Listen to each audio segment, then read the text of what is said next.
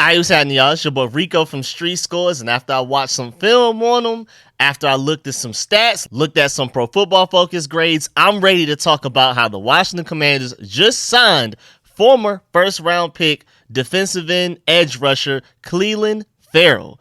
Does this signing mean that we're done addressing edge rusher in the offseason yet? Like, are we done signing one potentially free agency or the draft? We got to dive into that. Also, as far as he goes, is there some untapped potential here? Are they banking on his ceiling and maybe his underdeveloped talent? Do the Commanders feel like they could do a better job with him than the 49ers and most notably the Raiders did?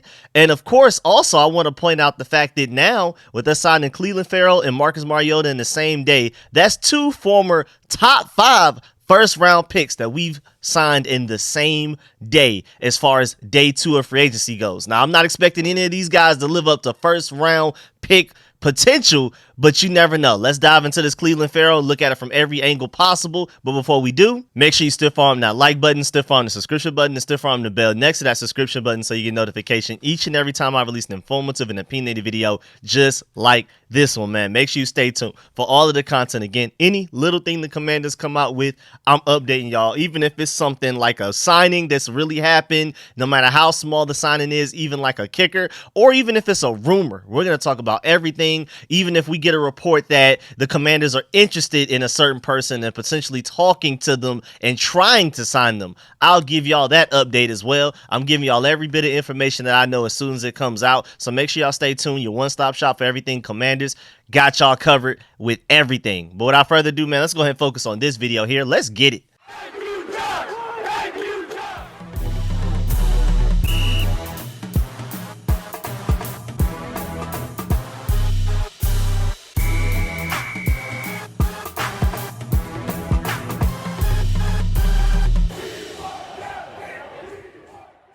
Now, before we dive into everything, first of all, shouts out to my boy David, shouts out to my boy Mario, shouts out to my boy Warren, and I hope I'm not mispronouncing this name, but thank you. Shout out to Comisel or Comisel. I hope I'm pronouncing it correctly. But either way, man, I really appreciate all of y'all for the big donations to the Cash App. Really appreciate y'all. Again, like I always say, man, if y'all donate to the Cash App while I'm not live streaming, I feel like the least I can do is thank y'all in the very next video that I record. So, man, I really appreciate y'all. I'm sorry I'm kind of late to a couple of these donations, but I really, really appreciate y'all, man. Y'all don't understand. Now, let's dive into the video, man. So I saw it first from Deanna Rossini. I believe she was the first one to report it. 2019 first round pick Clelin Ferrell is expected to sign with the Commanders. And of course, like out of all of the signings that we've done so far, this is probably the one that's going to receive the least attention, but I don't care, man, because this guy can potentially have an impact on this team. Also, he was born and raised in Richmond, Virginia, so welcome back home. And speaking of welcome back, he's also reuniting with Adam Peters, who is now our general manager, and Daryl Tapp, who is our defensive lines coach. So this signing makes a lot of sense as far as connections go and everything, man. Welcome back home. And then you also have at least 2 strong familiar faces coming to help you with your production and development for the Washington Commanders. And then you also technically have Anthony Lynn, our run game coordinator and running backs coach, but that's on the offensive side of the ball. So I'm not exactly sure how that strong that connection was, but you never know. So shouts out to Grant Paulson for providing these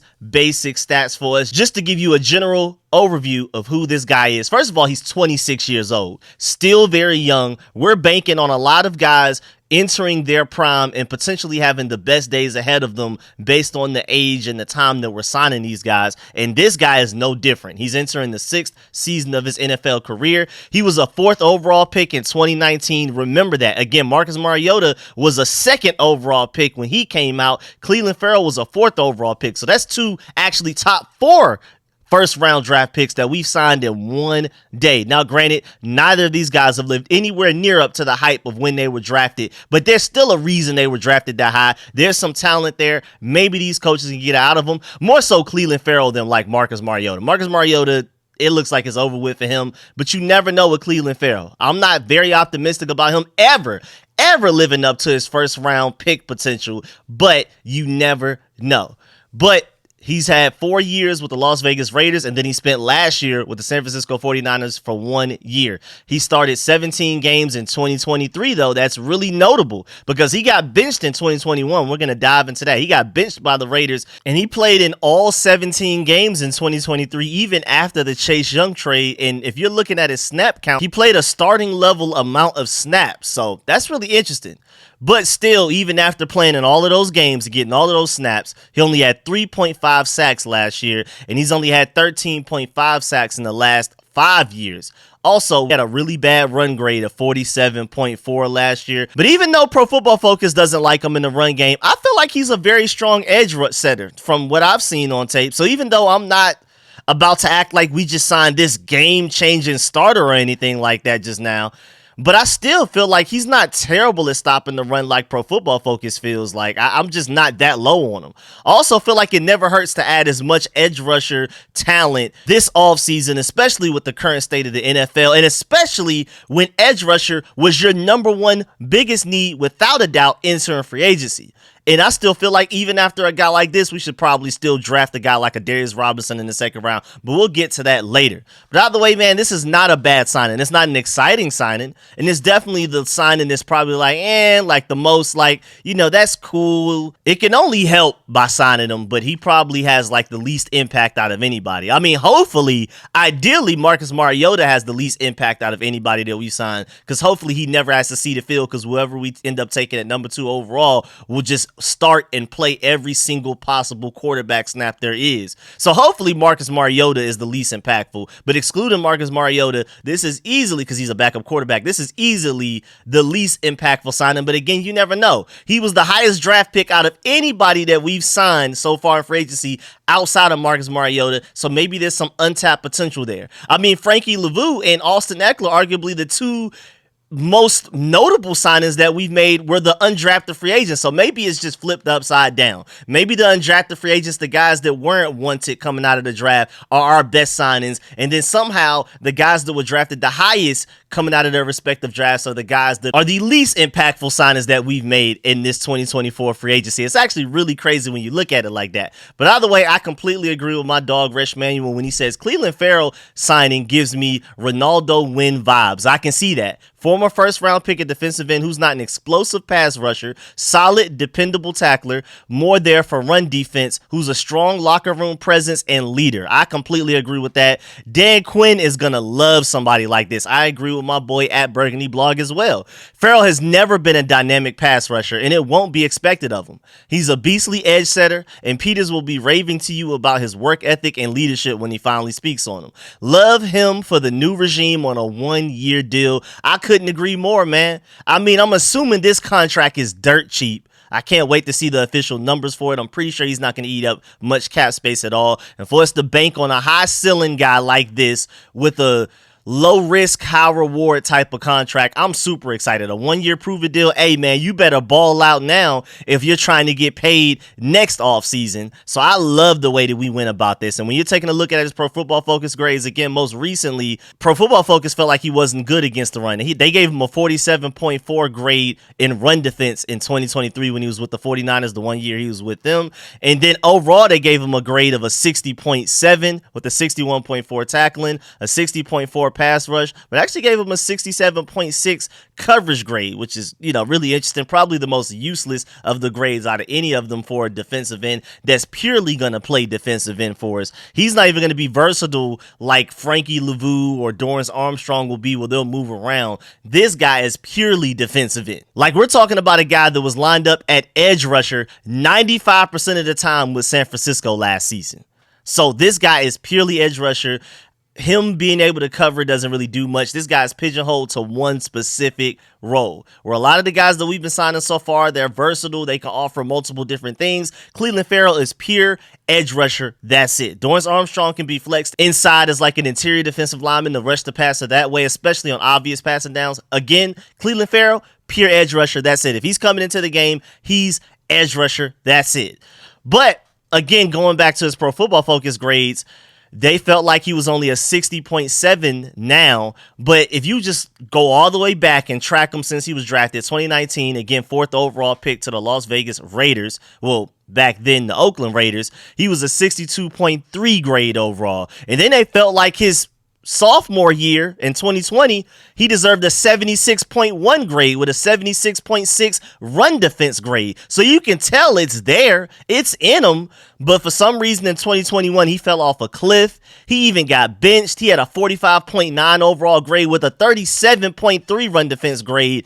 All lows for his career. All low points for his career. And then 2022, he bounced back. He got like double the snaps he got in 2021 after getting benched and had a 63.8 grade with a 58.2 run defense grade. And then for some reason, when he joined the 49ers, he kind of just went down a little bit in overall grade and went down pretty far in run defense grade as well. So if you're taking a look at when he was at his best, 2020, can we potentially get that out of him and hope that he continues to improve from there? Again, he's only 26 years old. He's potentially entering his prime, but when we've most recently seen him, he was like, all right, with the 49ers. But again, go back to 2020 and he was looking like, hey man, this guy may have been actually worth that first round pick that he was selected by. But we'll see how that goes. Again, let's go back to 2021 when he came off the bench, because people were upset with him. He wasn't living up to the expectations. His production dropped. Again, he got benched. It was bad. Raiders were talking about potentially trading him. That got up to the point of 2021 when he got benched late through the season at that point too. Only had 6.5 sacks in 32 career games. And at that point, when people were talking about trading him, like late October going into November, he had no sacks in that season. So, I mean, we'll see if we could try to get more so 2020 out of him than 2021. I'm hoping we get closer to that. We'll see. Again, most recently, when Adam Peters was his assistant general manager and Daryl Tapp was part of his defensive line staff, like he is here now, he didn't perform that well. He didn't necessarily look like the potential greatness that he had in his 2020 season, but at the very least, he didn't look as bad as he looked in his 2021 season too. And so somewhere like in the middle, I'm hoping we can get again closer to that 2020 season. And I completely agree with Ben Standig on this one. The Ferrell signing carries on the theme started yesterday and discussed on his pod that Washington's 7 new additions, now you technically 8 for the most part, were about adding depth and creating options for future moves. Allegretti and Ferrell can start if the front office chooses to continue to invest elsewhere on the team, but their contract terms and cap hits won't preclude Peters from adding help above them if they feel is necessary. So basically, the contracts that we signed Allegretti and Ferrell to, if we want to bring in another guard to start over Allegretti, we can do that. It makes sense with the contract we gave him. And same thing with Clelin Ferrell. If we want to go another edge rusher in the draft or potentially bring in another free agent edge rusher, even outside of Dorrance Armstrong, who we already signed as well, the way that Clelin Ferrell's contract is more than likely set up once we get the numbers will be set up in a way to where you don't feel stupid for signing another guy at that same position that may eventually start over them. Again, like I talked about in my Dorrance Armstrong video earlier this morning that I technically recorded last night, John Com did report that they were talking, that as in the Commanders were talking to James Smith-Williams and Casey Toohill as well. So they may bring back one of those guys for potentially very cheap. So basically, again, like I pointed out last night, the Commanders are leaving the doors open to potentially signing more guys at the same positions if they feel the need to, because none of the guys that we've signed so far are technically getting paid any crazy money, the type of money where you're looking like, why is that guy not starting type of money if they end up not starting? But at the same time, a lot of the guys that we've signed, you're looking at them to where, like, if they do have to start, we're at the very least in good hands. You could argue that at the very least, we've made upgrades to every position group, at the very least, based on what we had last year. And most of these guys were signed at like 26, 27 years old. So a lot of them, again, like I've already said, are potentially entering their primes and may have their best football days ahead of them. And we can expect them to be even better than they were on their previous teams. Hopefully. I feel like we can assume that with a few of the players that we have, but Clelin Ferrell, that's more of like a wait and see. This is probably one of the lowest grades I'll give any of our signings, but I don't think it's a bad signing at all. I want to emphasize that, but it's also the least exciting, is potentially the least impactful, probably going to even be the least expensive signing that we've made once those contract terms come out. And another theme that's going on is that with all of these signings that we're doing right now, it helps us do what we want to do in the draft rather than what we need to do, allowing us to responsibly basically go best player available as much as we possibly can. I mean, we still have to worry about left tackle, but hopefully we can address that in free agency. We'll see how that goes. And so basically, the Commanders essentially swapped 9 games of Chase Young for a 2024 third-round compensatory pick in Clelin Ferrell, and Adam Peters was on both ends of the not real swap. Shouts out to Ben Standig for pointing that out. That's a funny point right there, man. We basically swapped Chase Young, 9 games of Chase Young for a third-round comp pick in Clelin Ferrell. I'll take it. And speaking of Chase Young, he's still out there and available. And now with more edge rushers needing teams than teams needing edge rushers, it's not really looking good for him right now in the market. I'm not going to lie. He's probably going to end up signing for very cheap somewhere, but who knows? Things could surprise us. I have no idea. And even if we were willing to sign Chase Young to a veteran minimum, I would highly doubt that he would even want to be here. I mean, I promise y'all, as much as some of y'all hate him, he probably hates Washington just as much, if not more, man. He's sick of us. So we already know that's not going to happen. But I did want to acknowledge the fact that Chase Young is still out there, and he probably won't get anywhere near as much money as he was projected to originally like a week ago. Also, another observation that I made from the signings that we've had so far, the Commanders are not playing around about familiarity while they do this complete roster overhaul in offseason number 1 of this new regime. And I love it, man. I mean, Zach Ertz is reuniting with Cliff Kingsbury. Austin Eckler is reuniting with Anthony Lynn. Clelin Ferrell, who we're talking about now, is reuniting with Daryl Tapp and Adam Peters. Dorrance Armstrong Jr. is reuniting with Dan Quinn and Joe Witt Jr. Tyler Biadasz is reuniting technically with Dan Quinn as well, even though he's on the offensive side of the ball. And Marcus Mariota is reuniting back with Brian Johnson.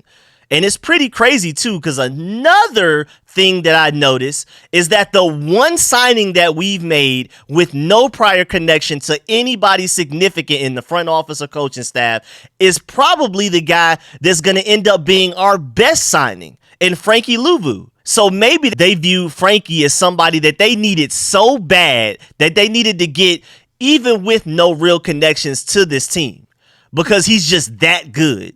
Like for only him, that was like the only guy that this wasn't a prerequisite that there had to be some type of connection to a current coach on the Commanders or front office member on the Commanders. That's how good Frankie is. I just wanted to point that out. And also another observation is that none of these deals are for longer than 3 years for a reason. And shouts out to Burgundy and Gold podcast at the Knuckleheads for posing this question. He asked serious question. Anyone know what's the connection with Washington giving everyone 3-year deals versus 4 to 5-year deals? Is that the work of Eugene Shin and analytics? And I completely agree with MoFoPod at MoFoPod. Make sure you follow my boy Colin Dunphy on Twitter for a lot of like the statistics, analytics, and cap space breakdowns.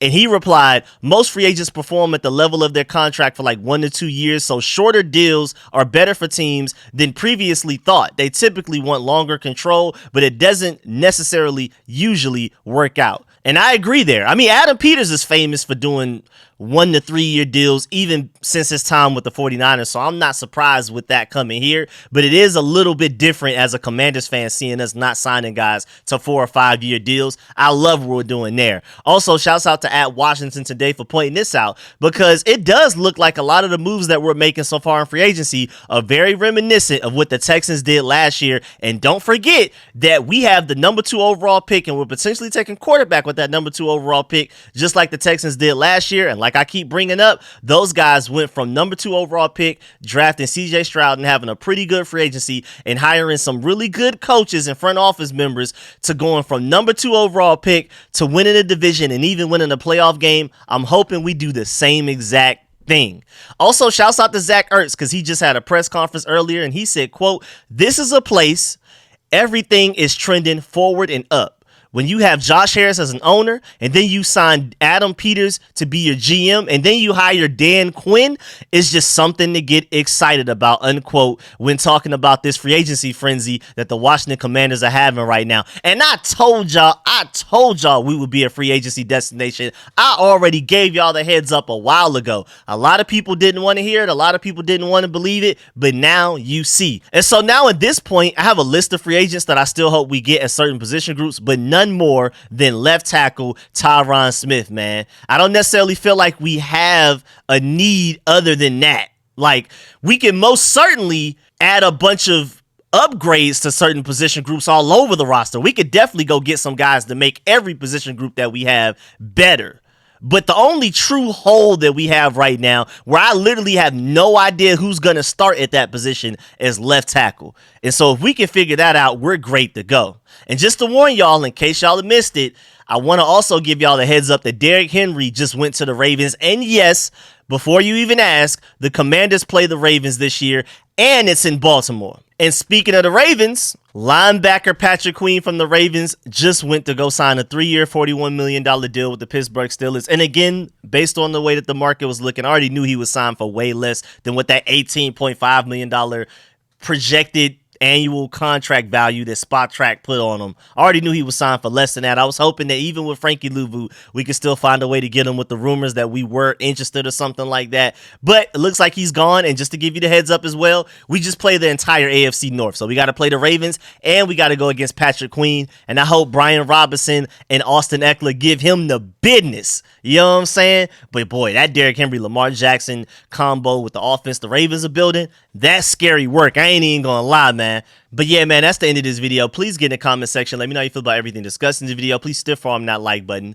stiff arm the subscription button, and stiff arm the bell next to that subscription button so you get notification each and every time I'm releasing all of these free agency updates or any other random news and information that comes out about the Commanders. Again, I'm working on a lot of creative videos. Like I'm working on a video breaking down day 1 of free agency, day 2 of free agency, or like a free agency so far, days 1 and 2, maybe like an overall review of the legal tampering period, because technically free agency starts tomorrow, Wednesday, March 13th at 4 p.m. Eastern time. So maybe I'll do like a legal tampering period review and we'll hand out grades for each pick. We'll rank them in order of value. What was the best signing? We'll give out awards. Who's the most value as far as like production per penny being paid and things like that. The biggest sleeper, the biggest steal, the biggest reach, the biggest overpay. We could do awards like that. So stay tuned for creative videos just like that as well, on top of all of the updates that are coming out for the Commanders. I really appreciate y'all, man. Make sure y'all stay tuned. Again, shouts out to all of the people donating to the Cash App. And I see y'all donating in the comment sections as well. I try to make sure I reply to every single one of those.